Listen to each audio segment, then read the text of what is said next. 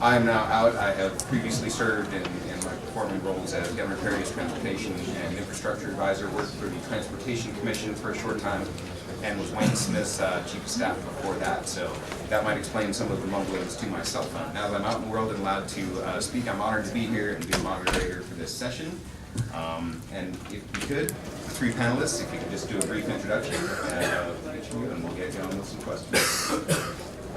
I'm Representative Ken Sheets. I represent the eastern part of Dallas County, East Dallas, Southern Garland, most City of Mesquite. My name is Joe Pickett. I'm from El Paso. I'm a transportation user. Member of the Metropolitan Planning Organization out in the world that I help represent. Thank you for the And I'm Larry Phillips, and I represent Grayson, Fannin, and Delta counties, which is in North and Northeast Texas. We're on the regular, we're a border state. I mean, we're border counties, but our MPO is not. We don't have Oklahoma in ours. We have New Mexico, and it's great to be here. Well, I have to say that I came early and I got here during the first session, and I was really excited to hear that they were talking about transportation in the overview of the session. It's one of those that as a transportation policy nerd, I think there's only really one policy subject area, so I was excited to hear that other people were talking about it. With that being said, if we could go, Representative Sheets, starting with you, what do you think currently is the biggest issue in transportation? And more specifically, after you answer the statewide big issue, what do you think the most important issue affecting your district is? Well, I think, first of all, I would have to defer to the two experts here. But from my perspective, not being someone who's an expert on transportation is funding. It's finding ways to build more transportation infrastructure in the state and finding mechanisms to do that. And I know Chairman Pickett's been working on that issue on the interim. For my district in particular, I represent the eastern part of the LBJ loop, and we have UPS in the room, and that's a big issue for them. It's a big issue for everybody in Dallas County. If you listen to Dallas-Fort Worth news every morning, you're going to hear on the traffic watch, you're going to hear about some accident on 635 or some congestion on 635. That's usually in my district where that congestion is. And so for us, we're working to find ways to fund the expansion of the eastern side of LBJ and to build continuous access roads, and also make sure we're improving citizens' quality of life through sound walls and other transportation projects out there. I'm going to surprise you and probably not say a specific project or dollar amount. I'm going to say the biggest challenge is getting 150 House members and 31 senators to know as much about transportation as Chairman Phillips does, as a few people like I do, a few people at TxDOT, some of the MPO directors around the state. That's the biggest challenge. I think that's also why we have had some successes in recent years, is persons like Mr. Phillips, myself, and some dedicated people have been beating the tables for the last couple of years, educating.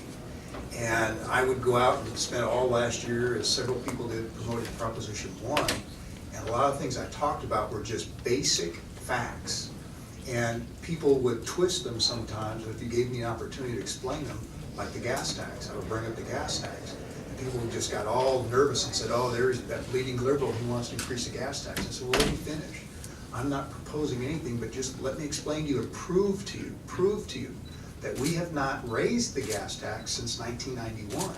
And I'd sit down with business people and I'd ask them what they do. I'd say, well, we make cardboard boxes. I sell insurance. Okay, have you raised your insurance rates to your customers since 1991? Well, of course I have.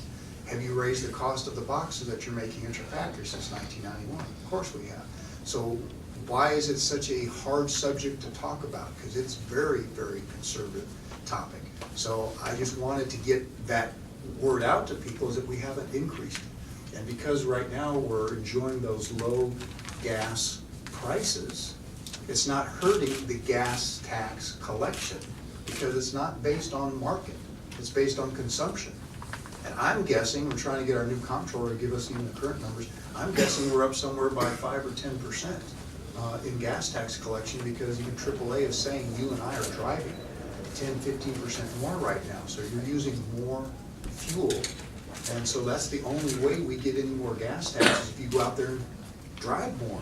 And in some cases, congestion helps the state of Texas. Why would I want to fix congestion if we're not going to fix all our funding sources? Because the more congestion we have, the more time you waste in traffic. Buying gas is better for the state of Texas. Figure that one out. That's good.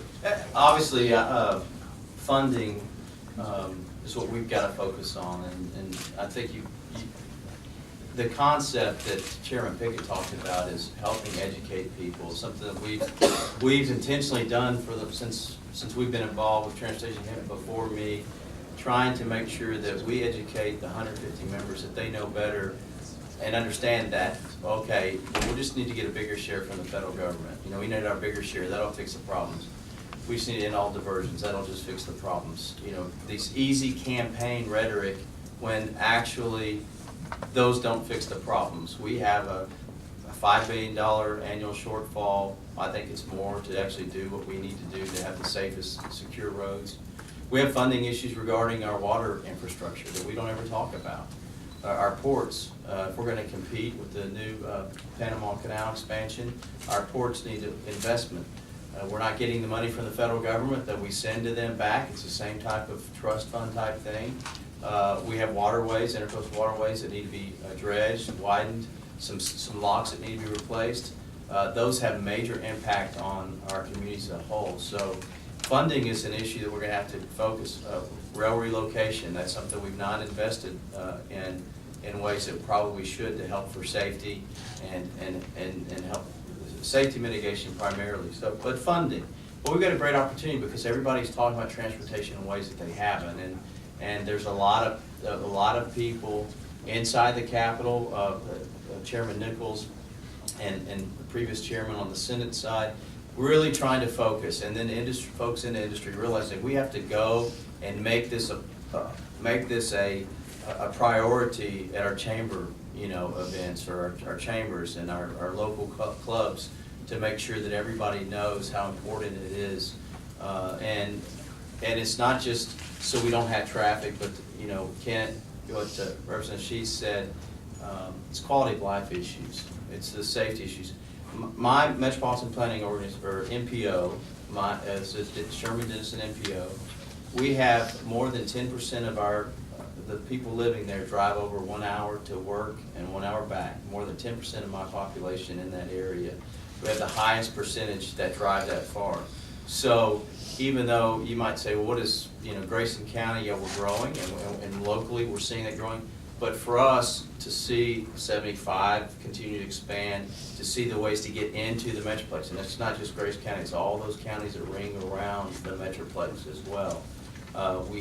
We're connected, and we have to get that done. This is not just a state issue. This was from Bond Buyer magazine. It was at this end of the year, but it says the decade-long series of short-term extensions of federal transportation spending is likely to continue through 2015.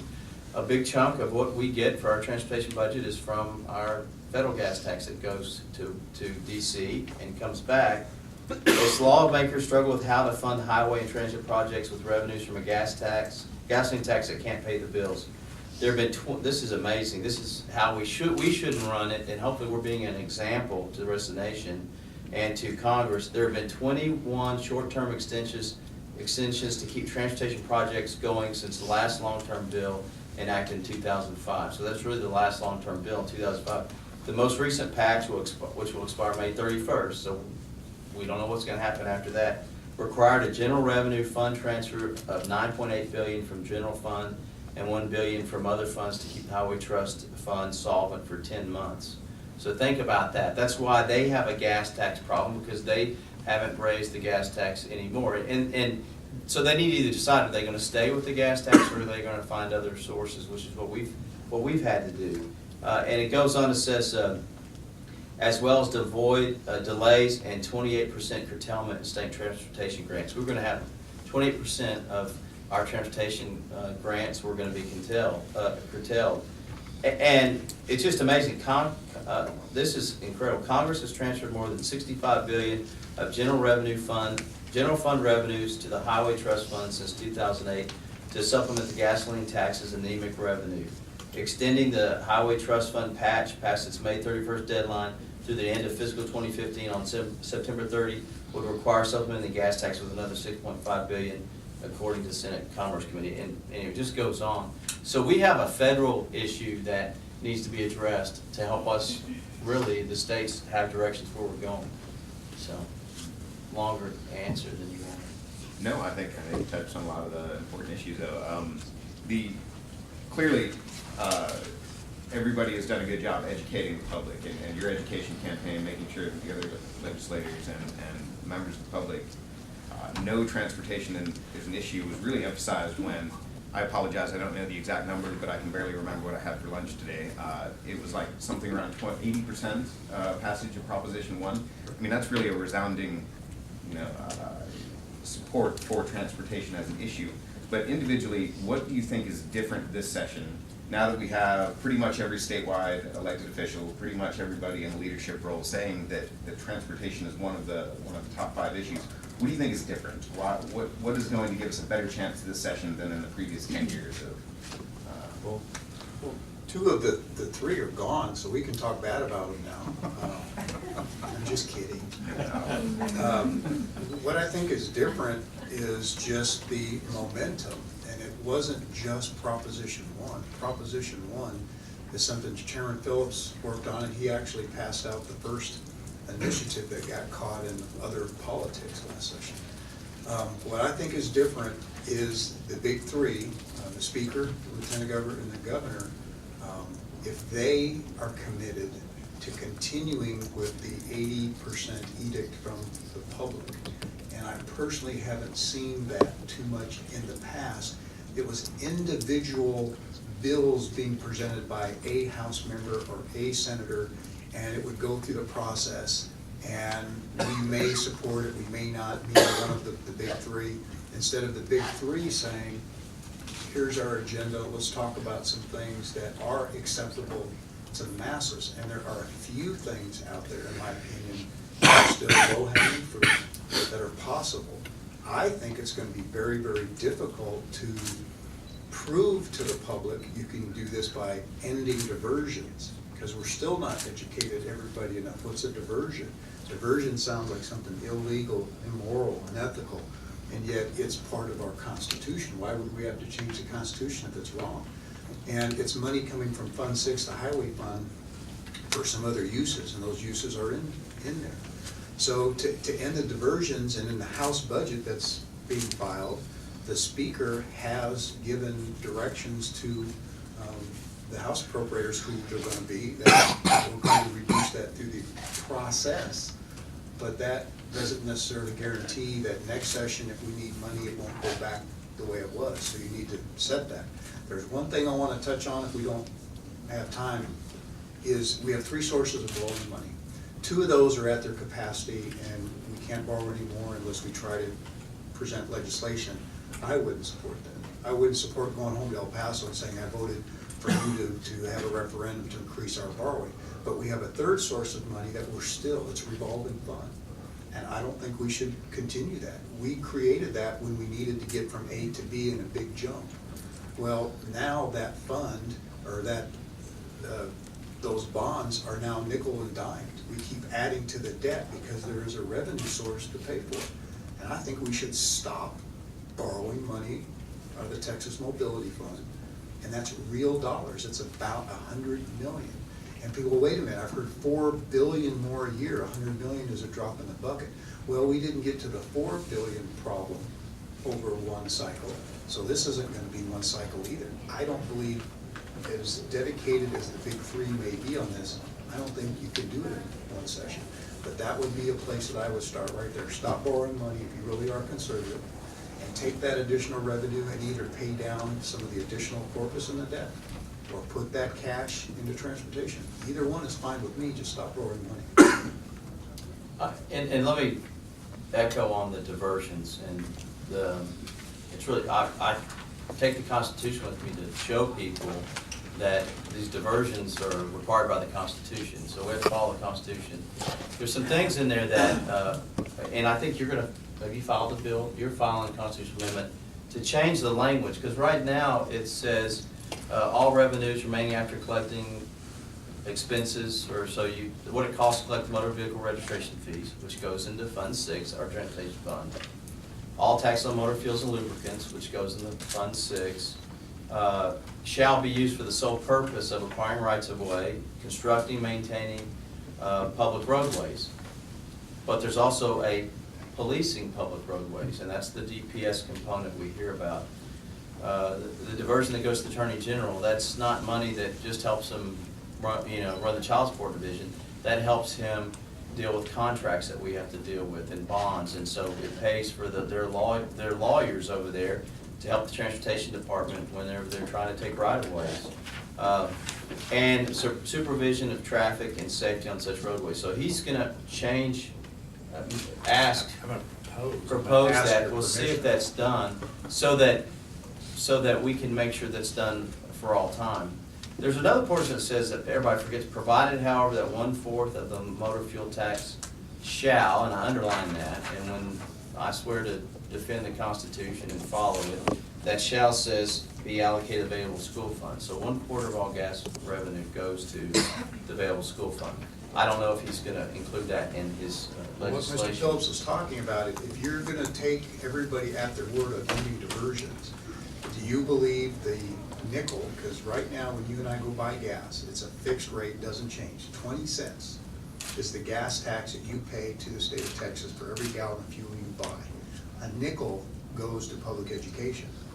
Do you think that's a diversion?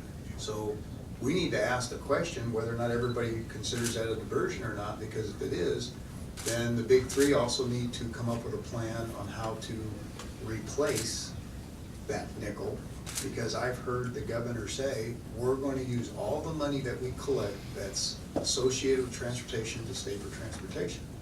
But diversions are also squirrely.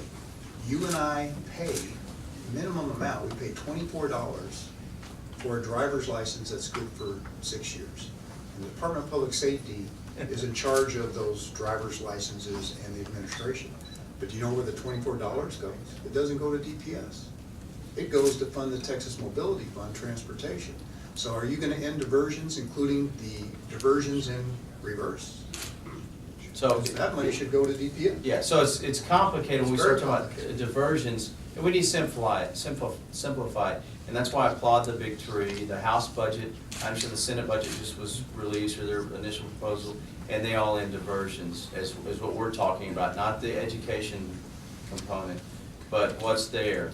And I know, and we've had this conversation, been on panels across the state, until we end the diversions, we can't go to the next, it's gonna be hard to go to the next step to say, okay, we still have this shortfall, let's talk about how we're gonna do that. This session, Senator Nichols and I are working on a bill to do partly what the Senate has put in their budget, which is to try to pass a constitutional amendment to dedicate future, part of the motor vehicle sales tax. So when you go buy a car, it's 6.25% sales tax.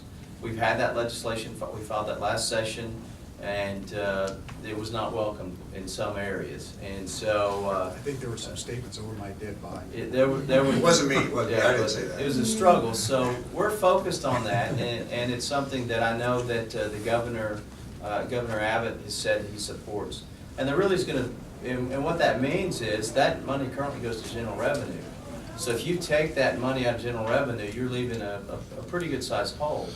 And so the challenge is, do we leave some of it there? Do we take all of it? Do we take just the future growth? And those are things that I think that this session we'll be all working on to try to come up with.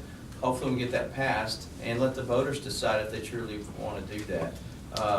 I'm excited about that though, because if we don't end, because that's always we hear, yeah, but y'all are diverting all that money. You're diverting all that, but just like the Texas Lottery. The Texas Lottery is supposed to fund education. Well, it's a little more, it was just more complicated than that, but we need to end the diversions, and and even us having a conversation with y'all about, well, what about that nickel that's going to the available school fund? Sessions past, we couldn't have even mentioned that, because transportation was a backseat. It was a backseat. But people are tired of the congestion. And Ken can talk about in his community how it impacts them. Well, and that's what I was gonna say. I mean, I bring it from a perspective of someone who just got done with the contested general election. My race was considered one of the top contested races in the state, and so we were on the ground talking to individuals, and so the answer to the question, what's changed over the last 2 years? Well, I think, first of all, a lot of what you gentlemen have done over the last several years, trying to get that information out to the membership, gain that message out to the population of Texas has worked. And then you also have individuals out there, you have Texans from all different paths of life that are facing different challenges, and they all have different challenges when it comes to transportation. And whether you're talking about your small business owner, you're talking about your mega corporations, or you're talking about your soccer mom, they are all experiencing the congestion on the roadways. For example, I live in a part of town where I don't have to touch the highways to get to work, and that was intentional so I can avoid the congestion. But the pressure point is building up for everyday Texans, and they want solutions to these problems. And so I think that's a lot of what we're seeing. And thankfully, we have individuals who are coming up with ideas on ways that we can increase funding for transportation in the state of Texas. And we're getting beyond the point of just putting it on the back burner. And the one concern I have, and I support creating funds for transportation, but my concern is if we do this, are we gonna fall back into that lull into the future to where we're relying just on those dedicated funds to fund transportation? Or are we gonna continue to see transportation as a priority? Because it is an essential function of government, and it is essential for our citizens, and it's essential for business in Texas. And for those of you not in the transportation world, we always placed a high value on dedicating revenue, and it made it difficult for planning purposes to put that money in, every 2 years, because it's hard to get those construction projects out. When you dump it all directly into construction, you accidentally artificially inflate the cost of construction on yourself. So having that dedicated money in the out years does seem to be beneficial. But even in the first, you touched on motor vehicle sales tax a minute ago, Representative Phillips. In that first session, there was a lot of concern expressed by those members who were dealing, directly with the budget about the hole it punches in the overall budget in the out years. Do you think we're going to get partial dedication? Do you think we'll get dedication over time? Because being the largest component in the undedicated GR, it seems unlikely that 100% dedication next year. Yeah, and I think you're right. It's not realistic to expect 100%. And I think, and that's part of the discussion is how much, like, we're gonna do a floor, so X number of billions, dollars stays in general revenue for general revenue purposes. So similar to the severance tax. Yeah, so the growth above, yeah. So that you're right, that's gonna be the challenge. And those of y'all that are involved in transportation, especially the local communities, I just gotta give it to our local partners at the county and cities level across the state, especially I know in the Metroplex and in other places where they've taken all the tools we've given them and have really done amazing things. And although we've had to issue the bonds, or we're about out of the Prop 12 bond capacity, it's amazing what's happened. If you come to the Metroplex, it's like the orange cone is the model, but they've done a great job up there. And so I've got to applaud our local partners who oftentimes are like, we need help, but they've been stepping up, putting their own funds, trying to find ways to make this work, trying to use the tools, doing some tolls that when maybe they haven't wanted to. So it's been pretty amazing to see that happen, and that's part of this. I think while we've seen some success is our local elected officials have been working hard with us, but now a lot of them are in a crunch. I mean, I went to a town hall meeting to talk about Prop 1 this year, and they were asking, and it wasn't just the state, it was also city and county leaders, and this guy was like, it takes me over 20 minutes to get out of my housing addition every morning because the feeder roads, artillery roads, going to the highways are so bad. So there's a lot of of work that we're gonna have to do because of the growth of our state and our metropolitan areas. But the cities and counties are probably gonna be able to, or they're gonna have a harder time helping do some of this, what I call state responsibilities, to meet some of their infrastructure there. And a lot of them are passing bonds to do that. But you've got to, you need to make sure that you open yourself up to A lot of ideas, and look at a bigger picture, because this is a conservative roundtable. That's what this has told me. You're gonna be speaking conservative roundtable. Is it conservative to amass the debt that we have and continue that debt when we have some cash? I'm one of the bad guys. Senator Ogden, who's the former chair of Senate Finance, and I passed the original Prop 14 laws. And we did that out of necessity and desperation, because the legislature would not put any additional revenue to transportation. And we didn't have any money. Back in 2003, when we were $10 billion deficit, transportation was suffering, so it was a consensus to pass bonds. And we've done that again in Prop 12, and we have the original mobility fund. But we have $1.2 to $1.3 billion a year is the debt service on the money that we borrowed. If we didn't have the debt service, that's $1.2, $1.3 billion that would be available. So what's the next best thing? Take some of these low-hanging fruit that I mentioned. Maybe you dedicate this $100 million in savings by not issuing any more bonds, and you go down to pay the debt. In House Bill 1, the enabling legislation that went along with Prop 1, there was something that I put in there because it was like TxDOT needs some skin in the game. A lot of us go back to our communities and our areas, and they just think TxDOT's got, you know, this huge administration. There's got to be a lot of fat in the budget. We need to make them have some skin in the game. So I wrote in there that TxDOT also had to come up with $100 million in savings, and it had to be real money, because at the end of that, they were going to have to pay down towards the debt. So it couldn't be just funny money on the books. But paying down that $100 million saves us an additional $47 million in interest. So if you can come up with a plan, it's not unlike, you know, counseling a young couple who buys a house. I would never tell anybody to get a fixed rate 30-year mortgage. You know, do it 15. Well, most do the simple math, and they figure if the house payment is $800 a month for 30 years, if I cut it in half, 800 and 800, that's probably $1,600. I can't afford it. That's not the case.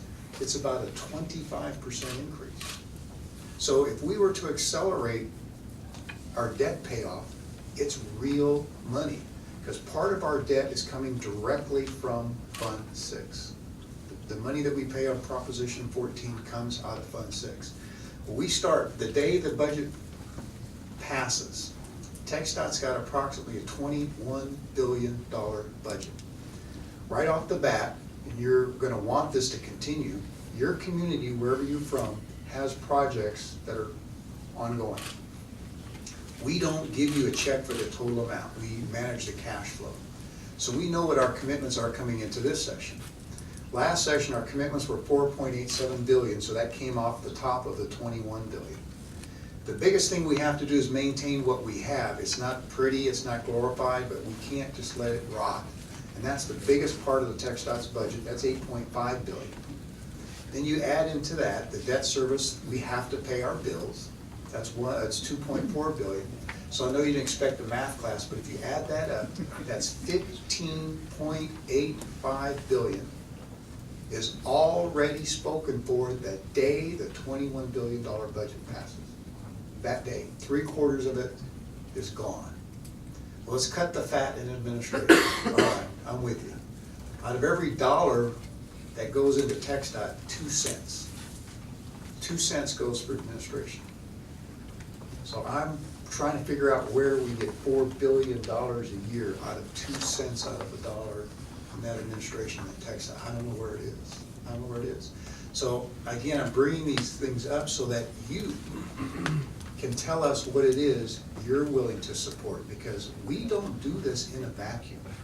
Mr. Sheets goes back to his district, and he has to take what he's heard on the campaign trail And in the discussions that he's had going back and forth on what people will support, what makes it tough for Mr. Sheets and others is having to know enough information to be able to get that to them, so we can find out what they would support. Because if it's not a gas tax, what is it? It's nothing. We don't want to support any, we don't want any increase in gas tax, we don't want any increase in registration fees. We just want you to end the diversions.